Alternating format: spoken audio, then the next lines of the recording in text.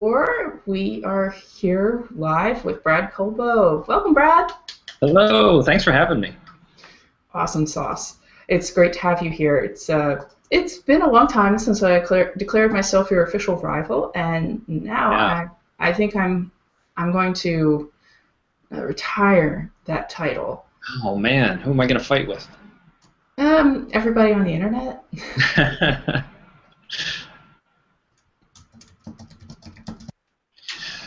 Cool. Yeah, when was that? That was like what, 2 years ago? 3 years ago?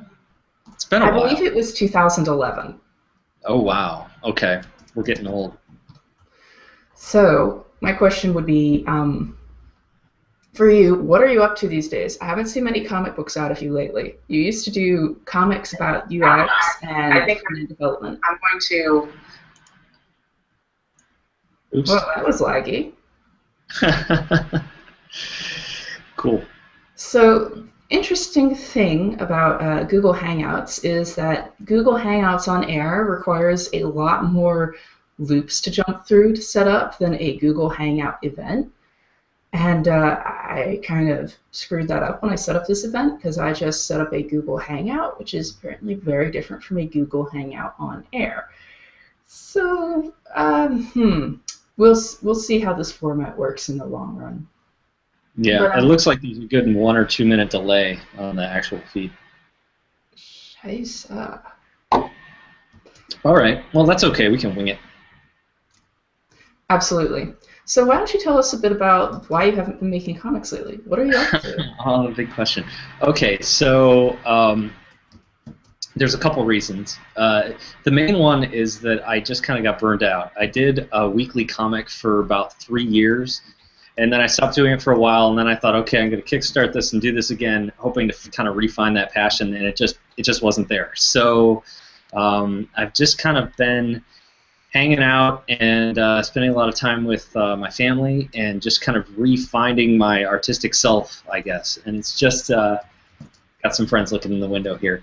And so it's just been in the I'd say last fall, I started drawing again and really getting into that and kind of rediscovering some of the things I wanted to work on. And it's only been in the last 2 or 3 months that I've started drawing a lot and drawing comics, and I've actually been writing a lot of comics. I think I'm doing more story-driven stuff because it's kind of fun to write stories instead of like just the weekly comic thing that I had going on. So I have more coming. I have one that's almost done, and I have some cool stuff that I'm working on. But yeah, so it took me a long time to kind of get over this whole burnout phase. It wasn't just comics. It was web design. It was design in general. I think I burned the candle at both ends for a while, and I needed to just unwind, relax, and refine that passion. I feel that. So you said you're writing a comic right now and you're almost done? What is this? Tell me. Yeah. So what I wanted to do, and I don't think I'm going to do, is that I thought, wouldn't it be cool to restart my Brad's comic, which a couple people are familiar with, and I thought it'd be fun to restart it but do it in a story format. And I've never done that. I've always done like these weekly little increments, just everything is just a gag strip basically. I thought it'd be kind of fun to restart it, but have an ongoing story, but take people a couple weeks to figure out that it was an ongoing story, so they might see the first one and go, oh, okay, it's a gag comic, that's okay. And then they'd see the next one, they'd be like, okay, that kind of ties back to the other one, but I see he's still doing the gag comic. And maybe on the third or fourth one, they'd be like, wait a minute, this is like a real story. And then I had this epic story that I had written out that involved the characters and what happens 2 years after the comic had gone by, and I started writing it. My daughter's actually been helping me. She's 9, and she's a very good story writer and storyteller in general. And so it seems weird that she'd have to teach me how to write, but she's actually really good at it. And she helps me like figure out a lot of things because I'll ask simple questions, and she has answers for them. And I'm like, that kind of works. So so I started down that road, but then I realized all the projects I undertake tend to be epic, which is a big problem I have. I need to think, like I'm just going to do this thing. So I've started writing another comic, also with the help of my daughter, which is probably, my goal is to make it about 20 to 24 pages, like physical pages, and I'm going to start releasing it probably this fall on my site, and it's not related to the Brads at all. It's just a completely different comic, kind of a comic book format. But I What will eventually, it be about? Right now, it's about a hermit who lives by himself on a mountaintop, and what happens when he goes into town one day and people start to encroach on him, and he has to kind of learn to live with other people and respect other people and that sort of thing. So it's a very, very simple story, almost like a children's story, but I wanted to start small and just kind of self-encapsulated little story, learn how to tell a story, because I don't want to start like a Lord of the Rings type epic without ever having written anything. So starting small, starting with a simple story, and kind of moving from there. That's awesome. I'm glad to hear that you're giving it another shot, and that you're doing something that's not directly related to web development for a change. Yes. And So I want something that I can print in a physical book. They used to make those back in the day when comics started. I don't know if they still do or not. what's this hang up on print media? Doesn't everybody know that dead wood is essentially dead wood? It's interesting because I noticed that as of late, many cartoonists and artists are, especially people who come out of web development, have become re-enamored with traditional media like print and poster design, etc. And now we're at a point where making interactive and digital comics is more exciting than ever. I feel. I'm a little disappointed that everyone's running back to the mother hen of print. Well, you know, it's funny. I did a comic for .NET Magazine for several years, and I had done my comic on my website for like 3 or 4 years by the time that whole thing started, and I was getting some pretty good traffic on some of those comics. Occasionally one would go viral, and I'd be like, wow, that's a lot of people. And I'd tell people about it, and they'd be like, all right, okay, cool. And then I got one comic printed in .NET Magazine, and my parents were like, wow, like, that's amazing. And I'm like, you realize that the circulation of this magazine is the amount of people that see my comic in an average week on my website for years. You know, this is not a big deal. This is kind of small stuff here. But yeah, there's something about print, and it's just established, and people are familiar with it, and it's easier to sell. That may be changing, and you can talk about that. Well, maybe I'm wrong. I think it's hard to sell digital goods. Well, I'm going to argue we have the same argument. Back when I made comics for a living, I sold Minicomics for teenage girls, and I had uber amounts of fans online, like crazy amounts of teenage girl fans. And this is why I laugh whenever people in comics are like, we don't understand how to get teenage girls to read comics. It's like, you guys are trying to sell them the same thing you sell the boys. And you just totally don't know how to reach this audience, because I've got more fans than I know what to do with. Problem was, teenage girls don't have credit cards. They could never buy my print comics online. To sell comics, I had to go to conventions. Now, whenever you see really successful webcomics that have a print product, usually they're serving older target groups. And also, I might point out that they're usually serving male older target groups, as men tend to have more disposable income as they come of age, and statistically, women are looking after families as they get older, so they're less likely to spend money on things for themselves. So that's why we see a lot of things print things marketed to children and print things marketed to young men. But that makes sense. So what I'm trying to say is you can make money off print, but it depends on your demographic. Okay. Also, managing inventory is a bitch, and I never want to do it again. Okay, yeah, you're probably going to win that one. I still have mini comics from back when I was doing the convention circuit. I just take them with me when I give talks now and hand them out as party favors. I have one signed. Where's that photo?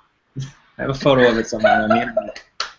Did you print it off? Is that why you're looking around your actual physical location? No, I feel like I should have my iPad with me where I can pull up the photo. Actually, it's on my phone. I'm not going to bother pulling it up. But yeah, I have a photo of it. Something distressing that I'm noticing in young people these days, young people, right? Like, I'm that old. But something I'm noticing in, like, little kids these days is that they really don't seem to care as deeply about print as our generation does. Like, I'm like, yay, graphic novel into bathtub. This is awesome. But these kids are like, I just put my iPad in a baggie and read the comics there. It's like, this is just like paper. I don't understand what's so great about it. And that's really interesting for me because I've been on a couple of panels about the future of comics, and people have been like, oh, well, print will be with us forever, forever. And I can't help but wonder if that's a bit like saying, well, we'll always have horses. I mean, who would want to give up the beauty and majesty of horses? Right, and they're still horses. We just use them differently. Well, it's like your pastry box post that went up today. That lady talking about film. It's like, well, interactive will never replace film. And it's like, well, no, but it's not supposed to. It's just a different thing that exists, and people enjoy it. Like, why does it have to replace this next thing that's coming up, or this thing that existed before? Nothing ever replaces, it just displaces. And sometimes the extent of that displacement is shocking, and sometimes it's not. I'm posting a link to that article for peeps.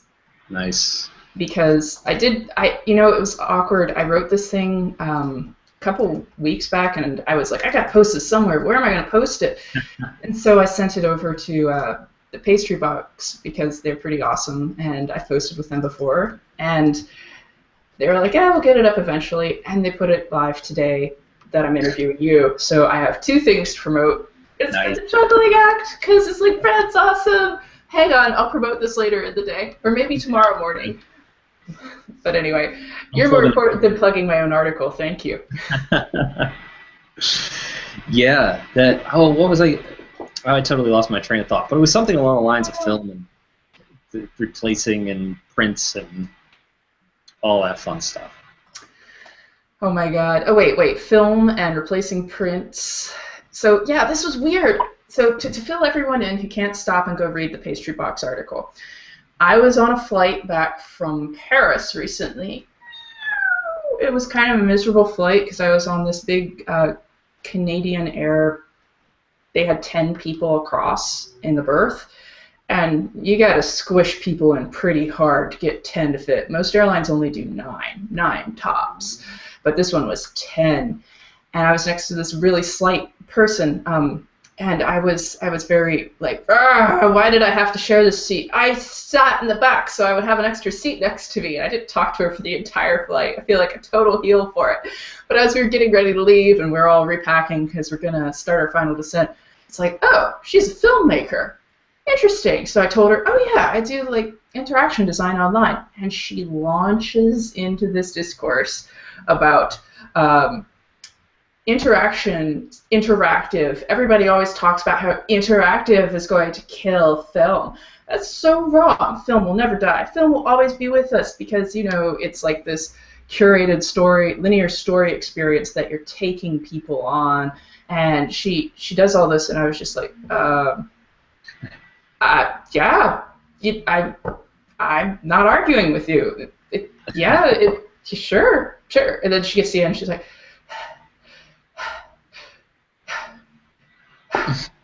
and I'm like, I'm not arguing with you, lady. She's like, oh, okay. It was interesting. I see where she's coming from, and I have a feeling she's had some pretty heated discourses about this. Yeah. But I pretty much said what I said in the Pastry Box article. It's like, color didn't wipe out black and white, or sound didn't wipe out silent. You just don't see a heck of a lot of them outside art house films anymore. Or TV didn't wipe out radio. The internet hasn't wiped out TV, and the internet's been around for quite a while. I worked at a startup, and we were working with the publishing industry a couple years ago, and we were there right at the cusp of the death of print publishing as we know it. I think it was 2010, 2011, but we were there right at the time, right around when the iPad came out, and then the Kindle sales really took off. And that winter, that Christmas season, like ebooks overtook print books in terms of sales through Amazon. And it was at that moment, well, the year before that, the print industry was like, oh crap, oh crap, oh crap, oh crap. And it was at that moment that they all just were like, oh crap, because they hated Amazon. But they also, Barnes & Noble went under right around then, like right after that, Barnes & Noble's down, gone. Wait, Barnes & Noble is still here, though. Are you talking about Borders? Yes. And so nobody wanted to deal with Amazon, and Amazon was trying to get everything into this ebook format. And we were working on a publishing platform, and there were other people working on publishing platforms.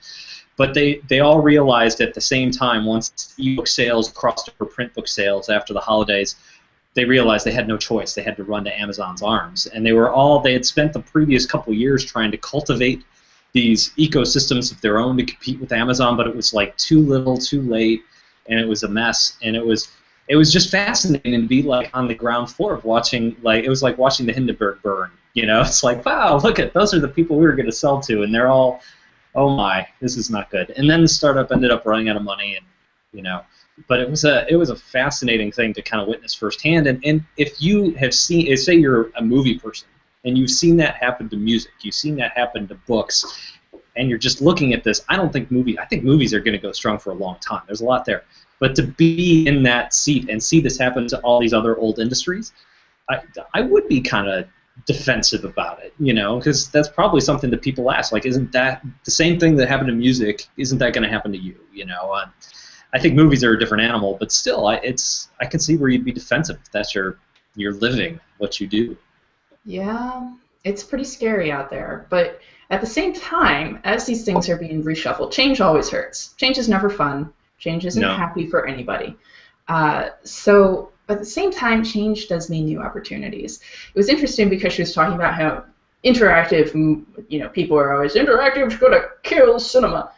And when you actually look at how much money game development makes compared to how much money, like net profits, the movie industry pulls in, it is greater than movies and music combined. And I think that sends a really strong message about what people choose to spend their time on. And it's not going to kill cinema. It's just going to suck up a greater market share. It may even impinge on people's cinema budgets. Yeah. But that might be less to do with, hey, look at this cool stuff I can do with HTML, and more to do with people like to buy consoles. Yeah, and even that's changing. Sony's like leading in the console wars in terms of sales, and yet they're having a hard time breaking even selling those things. And Sony is having its own problems with just staying afloat as a company. Yeah, they all are. Even, well, Microsoft and Nintendo aren't exactly having a field day either. But yeah, a lot of this stuff is moving. I could see this stuff moving to iPads. I could see this stuff moving to Android. You know, Amazon's got their interactive stuff. So I love Amazon's interactive environments. The UI sucks, but you know, eventually they'll get it right. They try long enough, they'll get it right. They have all of us as guinea pigs. That's right. And Amazon's one of those companies that iterates really well. You know, they're like the GLaDOS of companies. You know, I was playing Portal with my husband the other night, and we're watching GLaDOS. It's Portal 2, and GLaDOS is like, we need to do testing. She's always about testing. I was like, she's a UX developer. She thinks she's going to just test her way into perfection with everything. It's like, we need to do an A/B test on this. We need to test it, run it through the user groups. And Amazon, essentially, with their huge marketplace and all their market share, they have as many testers as they ever need for anything. Yeah. It's just a matter of time before they build a system so efficient that it consumes us all, and the cake turns out to be a lie. The cake is a Kindle. The Kindle is a lie. Yeah. Oh my gosh. All right. So, and we've been talking about a lot of theories about where the world is going. Now, you recently put together a conference. You've been organizing a conference lately. One of the reasons why we haven't seen as much of your comics recently, I imagine. True. Yes. I wanted to talk with you a little bit about this. I wanted to give a little bit of shout out to Rustbelt Refresh because I was speaking there and it was totally awesome. And I wanted to interview you there live, but you were so busy it was just not going to happen. But this is cool because now we get to be with everybody on Google's Air Hangouts thing. Thank you guys so much for joining us. It's so good to have you. See, you get to be a part of the fun. So I wanted to ask you a little bit about, like, why did you get into organizing a conference? It seems it seems like a 180 from writing and doing comics and things. So what inspires you to get into conference development? I'll try to give the short answer. So years ago, my friend Brad and Bridget, and there was a couple other people local to Cleveland, we started going to this meetup that was through meetup.com. It was the Web Standards Meetup, and at the time we were all frustrated designers, developers. It's like 2005, 2006-ish, right when everything was going away from table-based design to like the standards-based design is, I guess, what it's called. We just called it web design, but now web design is responsive design and blah blah blah. But at the It'll time, all melt down to the same phrase eventually. exactly, and now it's all web design. And so we were all frustrated. We were all kind of junior level people who we were like, man, we just want to break out of this table-based stuff. We see the rest of the world doing it, and so we started joining. We went to meetups and got to know each other really well. And for years, my friend Brad, one of my best friends in the world, his name is Brad too. It's kind of confusing, which is kind of fun. He's been saying for years, let's do a conference. We can do a conference. He's just like hammering like the conference drum constantly. And Bridget and I, the other two organizers, were like, dude, you have no idea how much work that is. That is crazy. It's a lot of work. So go back 2 years ago. It was in the summer, and shout out to the guys at Sparkbox, Ben Callahan, Rob Haar. There's a couple other guys there. They were doing a workshop, and they were taking it from city to city to city, and it was all about responsive design. It was their build responsively workshop was what it was. And it was a great workshop, and so I thought, they said, we want to bring it to Cleveland, but we need someone to help us kind of organize it. We need to find a venue, we need someone to kind of contact the local groups, and we need someone to help sell tickets. And I was like, okay, this sounds kind of cool. And I really wanted to bring it to Cleveland. So I got together with Brad, and I said, well, let's give this a shot, and let's promote it. We can use our email lists and stuff like that. So we send out an email, we tell people about it on Twitter, and 2 weeks, 3 weeks before the tickets they have left to sell tickets, because they were selling tickets for a few months, and like 2 weeks before it's over, I get a call from one of the guys at Sparkbox, and he's like, we've only sold 6 tickets. If we can't sell like 35 or 40 by this time, like within a week, we're going to have to cancel it. And so we were just kind of giving it a shout out on Twitter. We weren't really promoting it. And so we talked with him and said, well, what are some things that have worked in other cities to promote it? And he really helped us out, and we just kind of went nuts. We emailed everybody we knew. We did phone calls on Twitter. We were like, hey, this thing's happening. We really got the word out. And in 2 weeks, we ended up selling close to 60 tickets for the entire event. And so for this like 2-day responsive design workshop. And it was great because we were playing with somebody else's money. It sounds bad. But, you know, we didn't have any skin in the game, but we were kind of helping to organize it. And the promotion was the big part we were worried about. Like, finding speakers and content, that's easy. It's the, like, actually selling tickets and letting people know it exists and getting people in the doors that we were worried about. And so after we did it for them, we thought, well, we think we could do something that's smaller, less expensive, less focused, but just a general web design conference in Cleveland. We can do this. Like, if in 1 week we can sell that many tickets, we got this. So we started planning, and a couple months later, 6-7 months later, we put on our first conference last spring, which was the first Rustbelt Refresh. And then just this spring, we started doing the next one. So it was just, part of it was my friend Brad just saying, I want to do it, I want to do it, I want to do it, and then finally getting buy-in from Bridget and I to say, okay, Brad, you can organize your conference. Oh, that's adorable.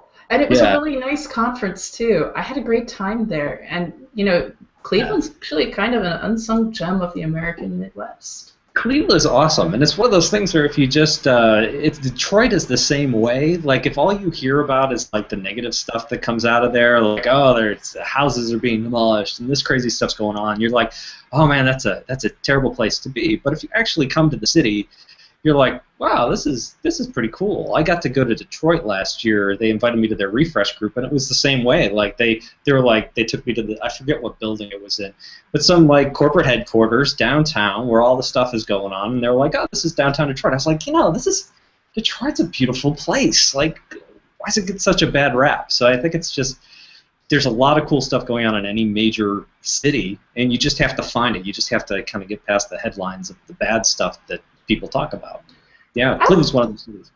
It's interesting, too, because as a person, like my sister's into urban development, and America's really used to the new and the growing, right? If it's not growing, there's something wrong with it, right?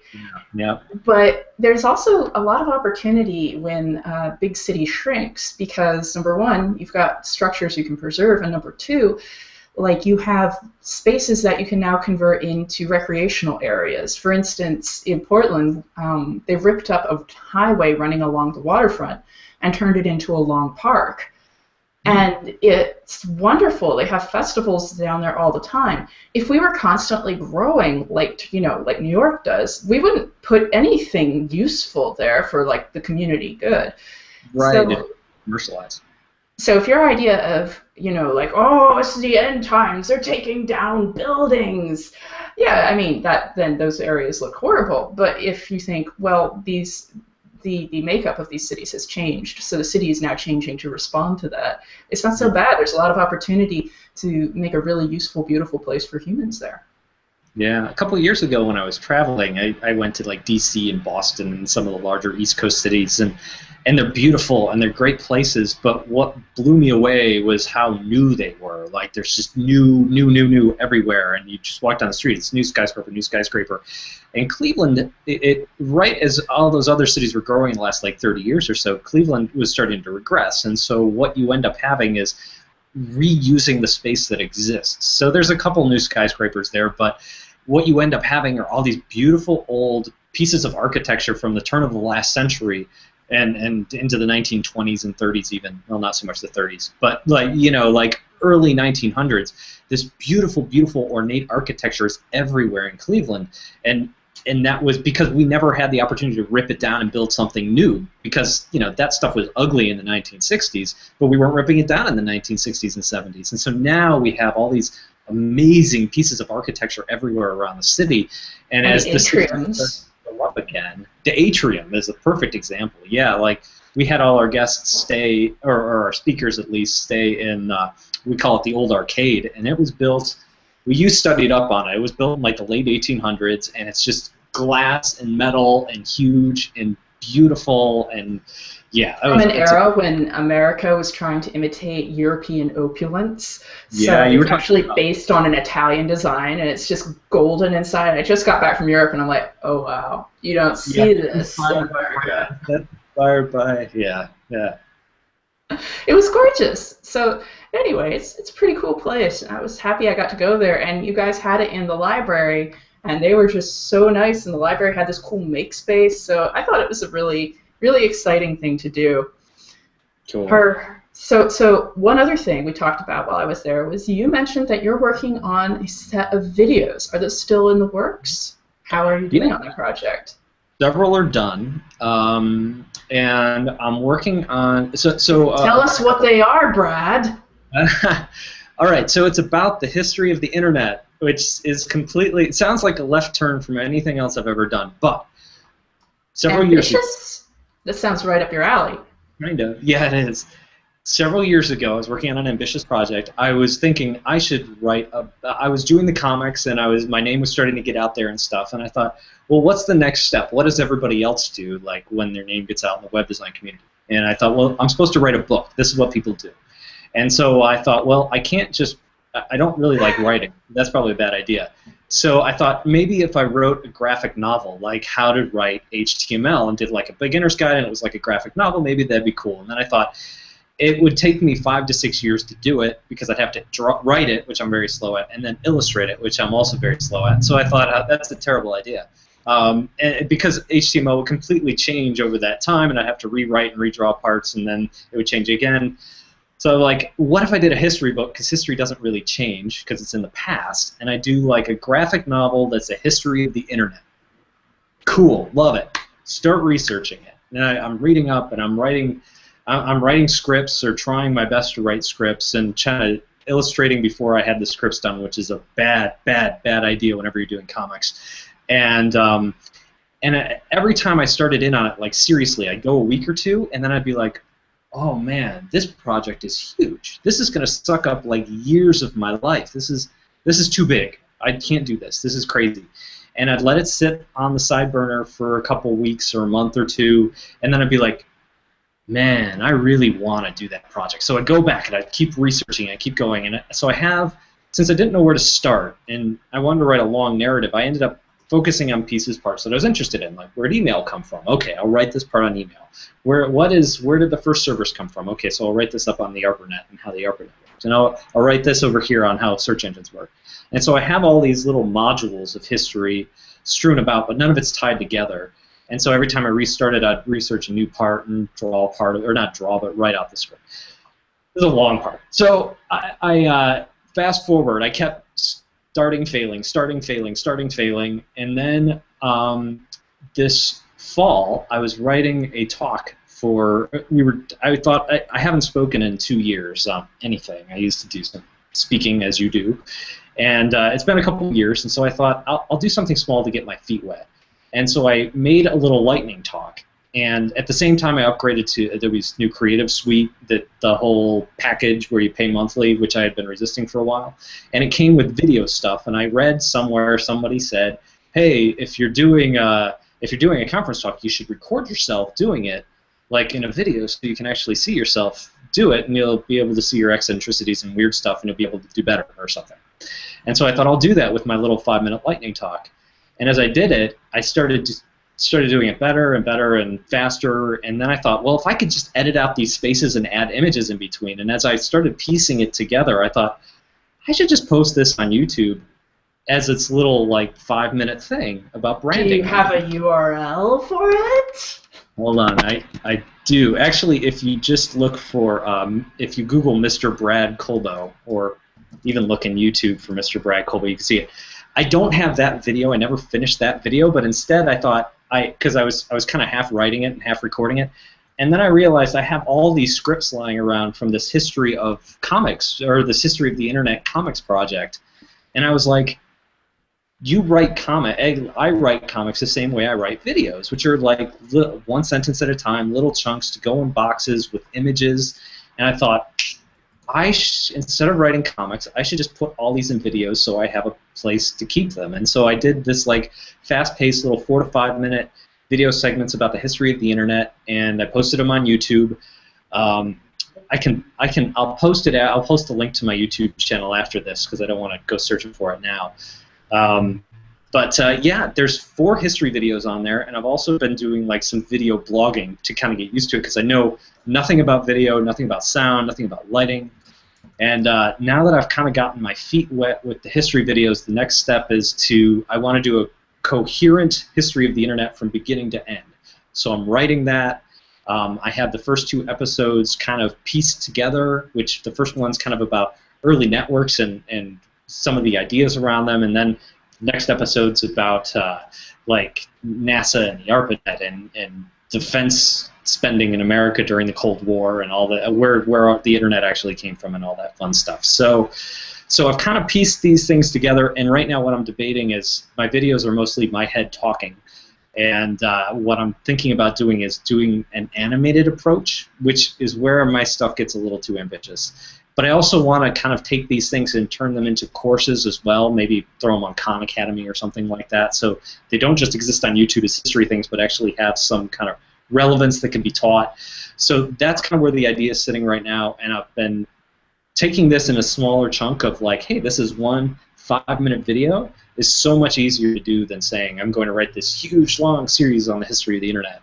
So that's the long-term goal, but it's kind of nice to have these little like, this month I'm going to do this, and the next month I'm going to do that, and breaking it into the smaller chunks it needs to be in. So exciting. Yeah. All right, so I tried to find I did find your YouTube channel, but honestly, I don't see any history of the internet videos there. Uh-oh. Oh well, I'll look for it later. Sweet. Actually, I'll be sure to post the links on the event page. Questions while I plug in my laptop so the battery doesn't die unexpectedly on me in a second. Sweet. While you do that, I'll prep for some more questions. And by the way, guys, you can ask questions too. Now might be a good time to use the Google question asking features.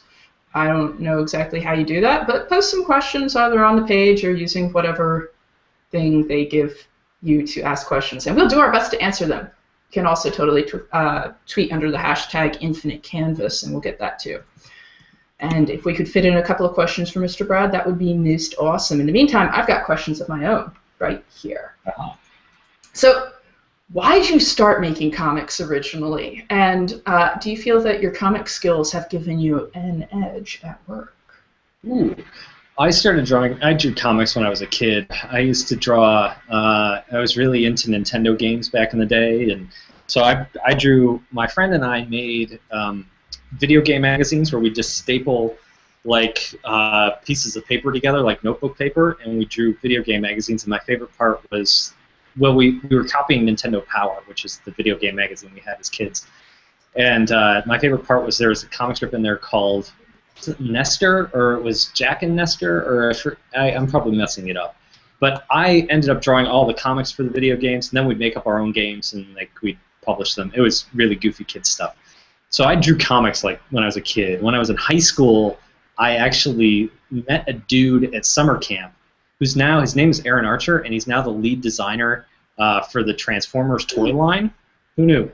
He's actually got his own Wikipedia page and stuff and goes to conventions. I haven't seen the guy since I was 15, but he was a huge influence on me because when I met him at summer camp, he was drawing comics. He's like 5 years older than me, so he was like in the mid-90s. He was drawing comics and then publishing comics, and it really opened the door for me. It was like this very do-it-yourself sort of thing where I always thought it was like you made a comic and then you had to like go to like DC or Marvel and be an artist for years and then maybe break away, and it was mind-blowing that there was just this dude making comics that he wanted to make and publishing them. And around that time I discovered Bone, which is my favorite comic book of all time still, and he's doing the same thing. And so for me, that's what really got me back into comics when I was in high school, was this like, I can do this. And so I started drawing comics. I learned like I had a job at Hardee's, and so after my job I'd get like my $100 paycheck and I'd go and I'd spend it on like Bristol board because that's what the pros used, and like all the ink pens because that's what the pros used. And I made my first comic book in 1995 when I was a senior in high school, and I stapled it together. I went to Kinko's and got it printed and then stapled it together. I made T-shirts. The T-shirts sold better than the comic book because everybody in the school liked the T-shirts. They thought those were cool. I still have some T-shirts sitting around. So I did that through high school, and then I hit college, and that's right around the time that the internet was really taking off in the late 90s. And I couldn't get my comics in the school newspaper.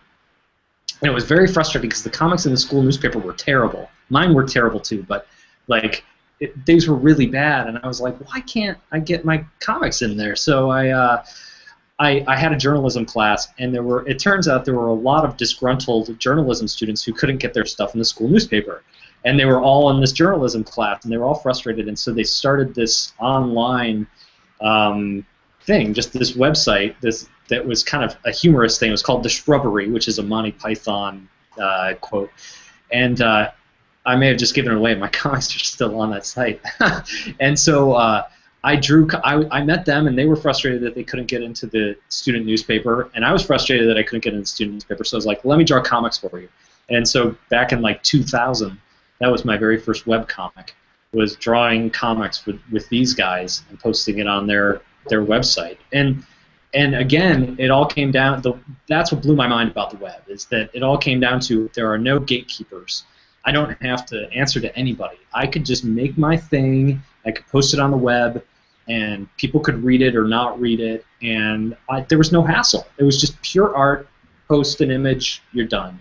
And that's what turned me into a web designer. I studied graphic design and advertising, and if it wasn't for comics, I never would have learned how to write HTML. I never would have learned any of that web stuff. It was only through the comics that I was like, I need to get it online, so I need to know what an FTP server is. You know, I need to get this on a website, so I have to know basic HTML. So later, I'm sure it's given me some insight. My visual design is definitely influenced by comics and by illustration hugely. But I noticed. But just being in this field at all is totally because of comics. Otherwise, I studied advertising. I probably would have been a copywriter or been selling ads at some old media company that would have failed 6 years ago.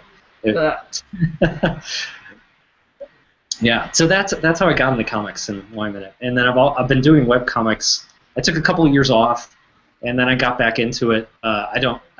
I got back into it and started the Brads, which was my webcomic for a while, because I was freelancing and I wanted to do more illustration. And so I figured if I forced myself to do a weekly webcomic, that forced me to do illustration. And so plus I did one on Twitter, and my friends all thought it was hysterical. And so I was like, well, if it makes my 2 friends laugh on Twitter, it must be worth it. So yeah, the comics thing has always kind of followed me wherever I go. I'm always doing something with comics. That's wonderful. It sounds like you got into web design through comics. Am I right? That is correct. Yep. That's how I got into web design. That's so cool. I didn't actually know that we had that in common. I love that. I wish we had more people from comics in web design and development, because not to like stroke the web cartoonist ego here, but I think we do have insights in how people read narratives a little bit more than somebody who's maybe coming from a strictly Photoshop experience. Yeah, there's a storytelling aspect to comics and a pacing, and that totally ties into visual design when you're laying out a page and how's someone going to read this and how am I going to chunk this stuff up, and I think the comic people I know have a really good knack for how much is too much verbiage, what is someone going to read, and I've done, and you just kind of learn that from drawing comics, where you get to a point where it's like, wow, no one's going to read this like tiny little head with this huge caption of comic text around it. It's got to be like 75% art and 25% text. Like once you get above that ratio, I kind of feel a lot of that influences my web design too. Like, wow, so you're pulling this out of me. I didn't even think of that. But yeah, like a lot of that stuff is it's the same thing. It's like how the balance of the page and how people read it and flow, very much like comics. So exciting, man. I'm psyched thinking about it. Part of me, like I always end up hanging out with the young daughters of organizers whenever I go to conferences for some reason. They're always like, I have a daughter, she likes making comics, you should meet her. And I'm like, yeah, let's do it. And it's interesting because I meet a lot of people who are in the same place I was when I first started making comics. I want to do this. I want to share it online. Maybe not through something like DeviantArt. I'd like to make my own website. Mm-hmm. I'd love the idea that comics might help onboard more people to web design in the future. I would love to not be able to count cartoonists on web design on like 2 hands. But that's why I always called you my rivals, because we're both like on that hand. Yes, yeah. So I went to, and I think it was one of my very first web design conferences was an event apart in Chicago, and I met Andy Clark.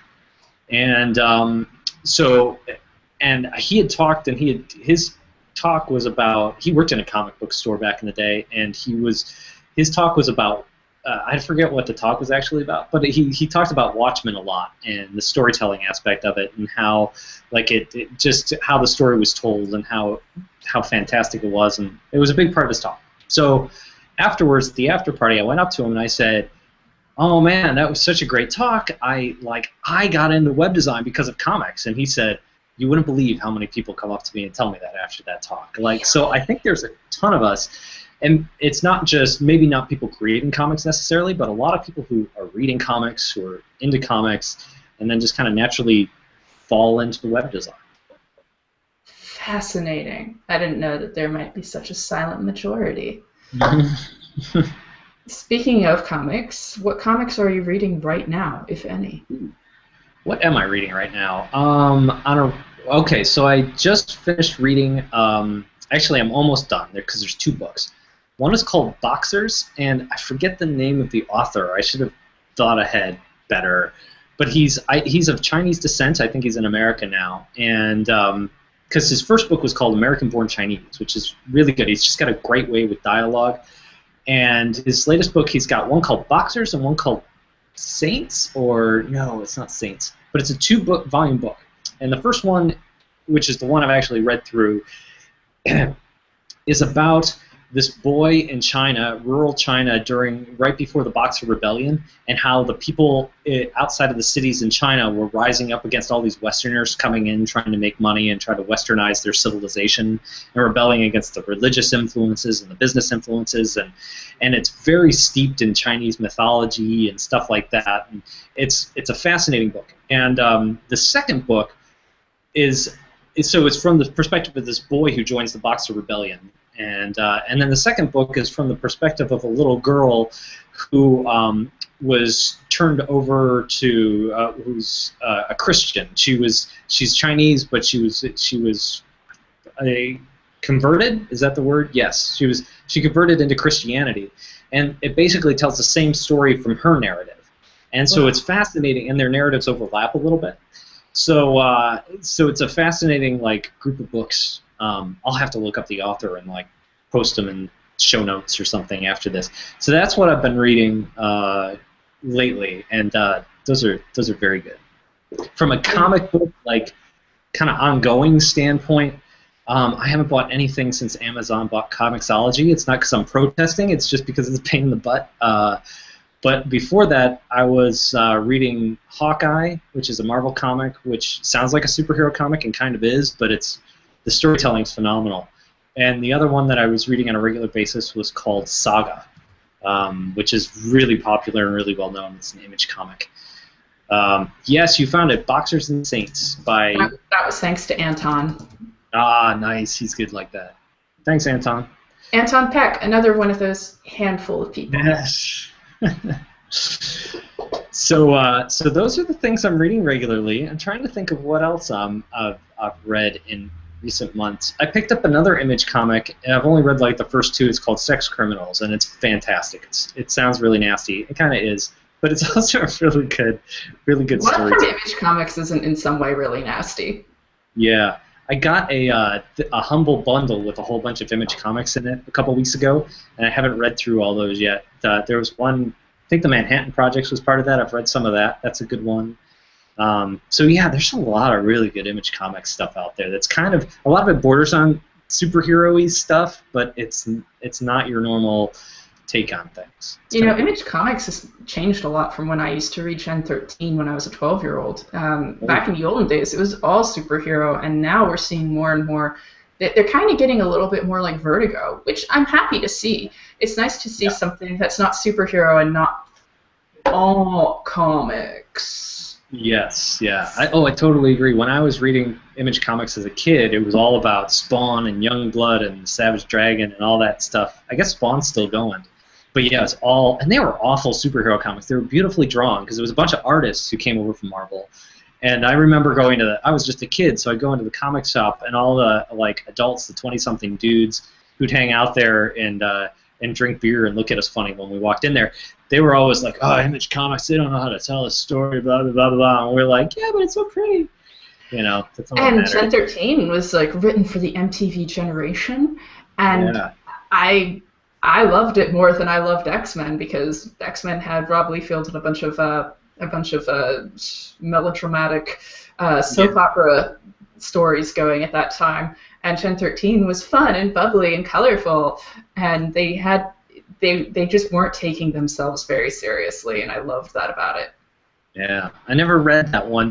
I remember when it came out because I used to read Wizard, which was I don't think it's around anymore, but it was paper magazine on it's comics. All online now. Okay, and they used to they had a price guide in the back, and so part of the appeal of comics back in the 90s was that there was a lot of speculation, and they printed, I guess they still do, all these die-cut foil cover things, and then you buy one and be like, oh, this could be worth $800, and then it wasn't. Other stuff would pop up and it'd be worth a lot. Some of my old Bone comics, because I collected that just because I love Bone, and I got in early, and some of those comics are worth a lot of money now. I have my first one was number 5 or 6, and that one's worth I have no idea what it's worth, but it was worth amazing. $100 back in the day. And then but one of the comics that shot up in value was Gen 13, and it was very hard to find those. So I never actually bought any of them because they got bought up before I actually got to the comic store. I couldn't drive or anything. There's an ambulance funny story about Gen 13. I loved it, and I bought all the issues I could get, the early ones by J. Scott Campbell. I had the first edition #1, and like the entire miniseries and the zeros and the halves and all of that. Yeah. And back then, that I still had the price tags. When we moved, I sold everything I had, by the way, including my comic book collection, including my precious Gen 13s. And I still had the price tags for how much I'd spent on them. And then when I resold them, I can tell you this much. I think I spent maybe $50 on that #1, that first miniseries, and I was lucky to resell it for $5. There was so much speculation. It was a little bubble. People thought, like, collecting Beanie Babies, if you just collected comics and kept them in really nice condition, they'd be worth money, but problem is it's a supply and demand thing. It's only worth money if it's a very popular series and there's only 2 mint conditions left. Yeah. So 90s comics are worth nothing now. Nothing. Yeah, because they printed millions of the things, because all these speculators... Variant covers! Yeah. Oh. Every superhero died and was reborn 6 months later. They did that to Superman. I mean, you don't kill Superman. What's wrong with you people? He's Superman. You know we're bringing him back. He's our most valuable property. Only Bucky stays dead. And I think this is actually an issue I've seen with some of the more serialized TV shows these days, like Once Upon a Time on ABC, which is essentially fan fiction in the Disney universe. Just the first season wasn't so bad. They killed a character, and everyone was like, oh, because it was pretty, frightening. And then for the rest of the series, nobody dies. I mean, somebody dies, but then it's like, oh, that was just a sleeping spell. The only people who die are their guest stars. It's like, oh, they brought on a famous actress to play a witch. She's dead meat. But you don't care. So comics is the same way. Problem is, when people keep coming back from the dead, it hurts less when they die. And you just can't take it very seriously. You're just not emotionally invested in those characters. It's like, oh, well, I'll see you toward the end of the season when they bring you back. Yeah, I don't know if you watch Game of Thrones at all, but I kind of feel the same way about that book series where it's so violent and so over the top that when you, like there's this one storyline where the brother and sister are doing it with each other and there's some incest involved. And it's like, I just saw a guy beheaded and I saw like a bunch of people raped and I saw all this crazy stuff and now you're telling me I should be freaked out about incest? Like, nah, that just doesn't seem so bad in the whole scheme of things. It's like you lose your impact of the really good stuff when all you're doing is like gory violence, crazy stuff all the time. Ugh. Yeah, and in a way I think that's kind of, it's like shock metal. You can get away with doing that to be controversial and getting a lot of attention, but does it make it good music? No. That's another story. Indeed. But, we'll talk about shock metal at a future screencast. So unfortunately, Google Plus has like the crappiest UX. Turns out that I could only turn on the Q&A thing before we started the screencast. Google, why you do this to me, baby? So I haven't gotten any questions in the comments for you, and I wanted to have the audience ask you a question before we signed off. So somebody out there, ask Brad a question. I'm looking at the event page, and I can see all your comments. Ask Brad a question. Come on, Anton, I know you're there. So now we just have to wait 2 minutes for the stream to catch up, and they'll ask their question. So let's see. I'm going to read what Anton said. So he said, you read Gen 13 when you're only 12? Cheese and rice, I feel old. I've got Prince when it was for a very short time called Gen X. Let's see. Oh my God. Brad, I've got a stack of Wizard magazines lying around. Nice. I have my Wizard magazines too. Let's see. And then he says, a friend of mine is good friends with Jay Scott, so now you're 3 degrees away. Nice. So Jake Scott Campbell, by the way, was the artist on Gen 13, and I think one of the co-creators.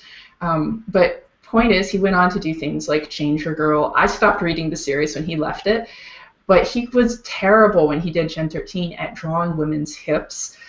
At that time, all the women in comics had waists like this. They were like this. It was ridiculous. You wonder where they kept their kidneys. I guess they kept them in their boots or their, many pouches. And so when he went on to Danger Girl, you could see he started drawing like women with hips again. And I commented recently on Twitter, like within the past 6 months, something about how, yeah, you could tell exactly when J. Scott Campbell got a girlfriend because suddenly he started drawing hips right. And J. Scott Campbell comes out of the woodwork. I don't follow this guy. He's got like a saved Twitter search on his name. He comes out of the woodwork and he says, "You're probably right about that." And I was just like, this is my childhood he's on Twitter. This is so cool. Anyway. Yeah, so one of the highlights of my career, one of my heroes of all time is Scott McCloud. I think we talked about this at Rustbelt. So Scott McCloud, I'm a huge, huge fan of the guy. And now he's talking at web design conferences. Who knew? I want him to talk at one I'm going to. This is frustrating me. Anytime I go to a conference, he's not there. Well, you know, it was Petra Grogakora, I slaughtered her last name, Petra, said to me, because I was telling her about it too, and she's like, well, you run a conference, why don't you invite your hero to the conference? And I'm like, why have I not thought of this? So at any rate, but one of the highlights of my career was I did a comic for Smashing Magazine. It was like one of these long-form comics. And I worked with Jeremy Keith on it because he had written a blog post about HTML and HTML5. Because at the time, now we all use HTML5, but at the time there was a lot of confusion because the working group killed off HTML2, and then everybody said, okay, we're going to focus all our efforts on HTML5, and that was hugely controversial for a few weeks on the internet because that's what the internet does. And so he wrote a blog post about it, and I worked with him to change that blog post into a comic format. And it ran on Smashing Magazine, and it was in this kind of documentary style, which is very much like Scott McCloud's style, which I'm hugely influenced by because he's written Understanding Comics and some other stuff. And so Dielman must be listening because he just sent me a text. It's Greg Arova is how you pronounce Petra's last name. And so Scott McCloud actually linked to the Smashing Magazine comic on his blog, and this like little illustration I had done of Jeremy, and I was like, oh wow, like he knows I exist. That's phenomenal. And the internet's really done that. Like, wow, people actually, you're not that far away from people as you think you are. You used to put these people on a pedestal, but everybody now to me seems so much more meetable than they did just 10 years ago. It's fantastic. It's true, and sometimes that's a sad thing, like when you realize your heroes aren't actually as awesome as you thought they were. It's just some dude drawing hips. Or maybe, you know, it's a person who has a really bad attitude. I know that happened with a couple of authors of books I really enjoyed. You meet them on Twitter and they spout some pretty oppressive hate speech, and you're just like, I can't believe that. Yeah. So it is the internet is a great leveler of it does flatten the world in good ways, and sometimes in some disappointing ways. Yeah, yeah.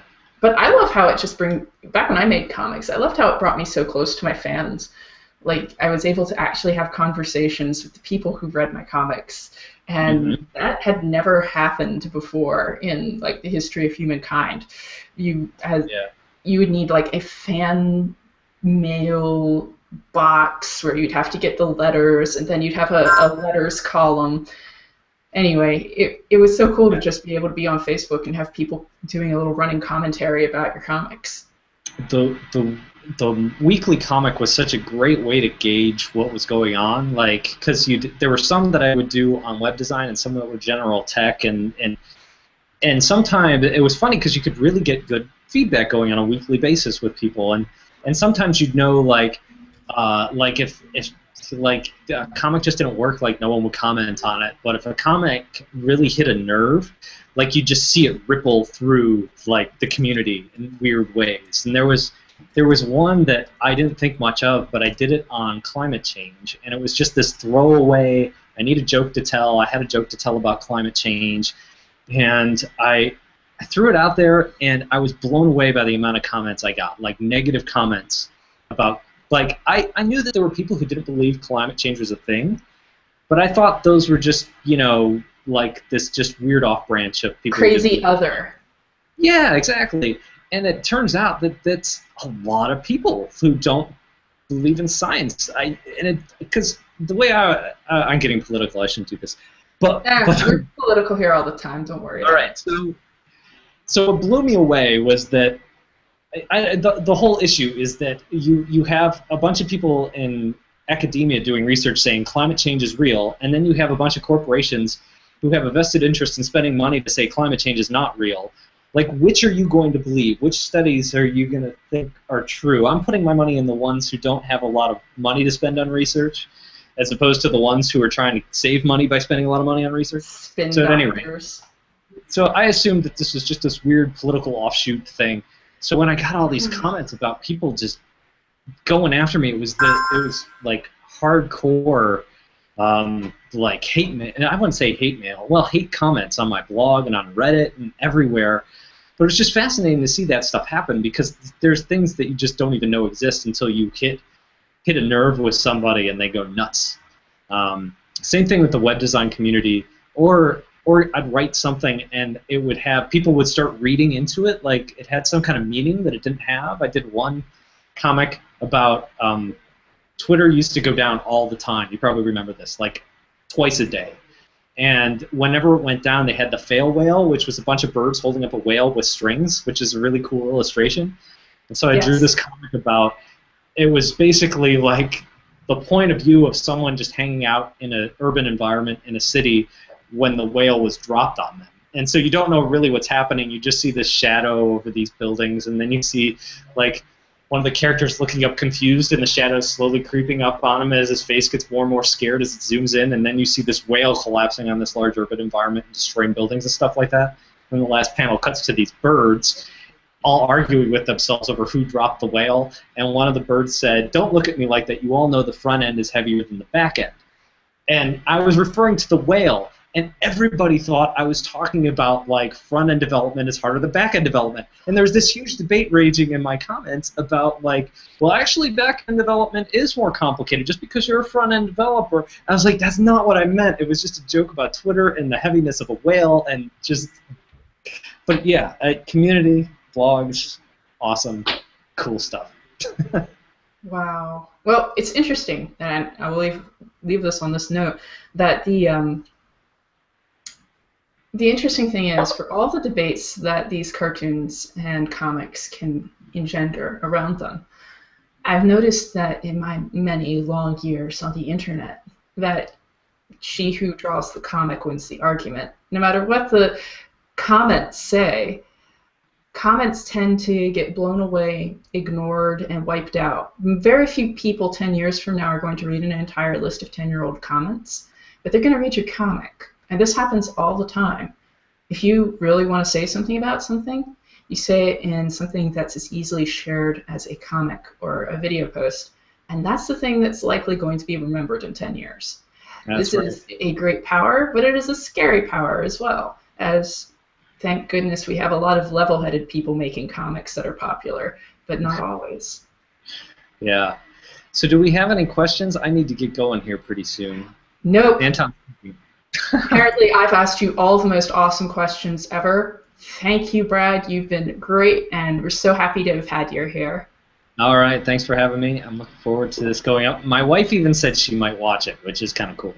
Oh, my goodness. Well, I'd love to hear her feedback. And thank you all for tuning in. It's been awesome. Party on.